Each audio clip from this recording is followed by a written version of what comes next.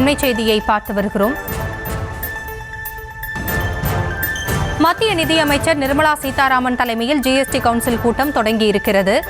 டெல்லியில் உள்ள சுஷ்மா ஸ்வராஜ் பவனில் வைத்து நிர்மலா சீதாராமன் தலைமையில் ஆலோசனை கூட்டமானது தொடங்கியிருக்கிறது. மத்திய நிதியமைச்சர் நிர்மலா சீதாராமன் தலைமையில் ஜிஎஸ்டி கவுன்சில் கூட்டம் தொடங்கியிருக்கிறது.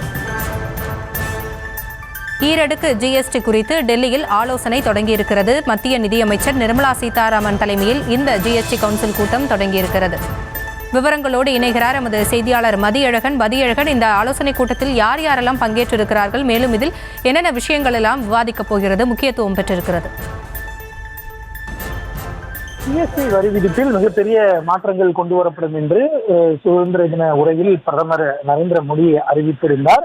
அந்த வகையில் தற்பொழுது 4 விகிதங்களாக இருக்கக்கூடிய ஜிஎஸ்டி வரி விதிப்பு என்பது 2 ஸ்லாபுகளாக மட்டுமே இருக்கும் என்று தெரிவிக்க தகவல்கள் வெளியாகி இருந்தன. பொதுமக்கள் பயன்பெறும் வகையில் ஜிஎஸ்டி வரி விதிப்பில் மாற்றங்கள் கொண்டு வரப்படும், பொதுமக்களுக்கு தீபாவளி பரிசாக அறிவிக்கப்படும் என்றும் பிரதமர் மோடி தெரிவித்திருந்தார். இந்த நிலையில் இது தொடர்பான பல்வேறு தகவல்களும் வெளியாகி இருந்தன.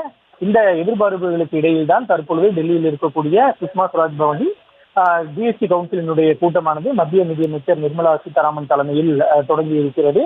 இந்த கூட்டத்தில் நிதித்துறை அதிகாரிகள் மற்றும் அனைத்து மாநிலங்களினுடைய நிதித்துறை அமைச்சர்கள் பங்கேற்று இருக்கிறார்கள். எனவே இந்த கூட்டத்தில் ஜிஎஸ்டி வரி விதிப்பில் அந்த 4 அடுக்குகளாக இருக்கக்கூடிய ஜிஎஸ்டியில் 2 அடுக்குகளை நீக்கிவிட்டு 2 அடுக்குகளை மட்டும் தொடர்வது குறித்து முக்கியமான முடிவு எடுக்கப்படும் என்று எதிர்பார்க்கப்படுகிறது. அதே போல பொதுமக்கள் அன்றாடம் பயன்படுத்தக்கூடிய அத்தியாவசிய பொருட்களுக்கான ஜிஎஸ்டி வரி விதிப்பிலும் மாற்றங்கள் இருக்கலாம் என்று எதிர்பார்க்கப்படுகிறது. அதே போல ஆடம்பர பொருட்களுக்கான விலை உயரலாம் என்றும் தகவல்கள் வெளியாகி இருக்கின்றன.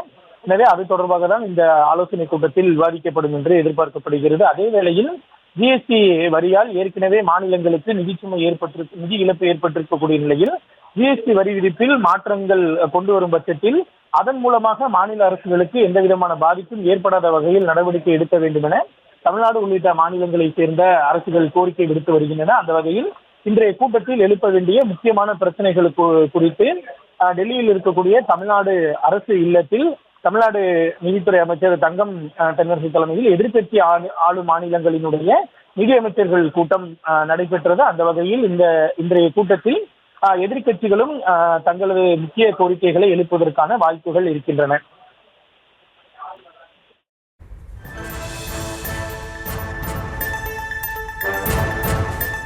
விவரங்களுக்கு நன்றி மதி.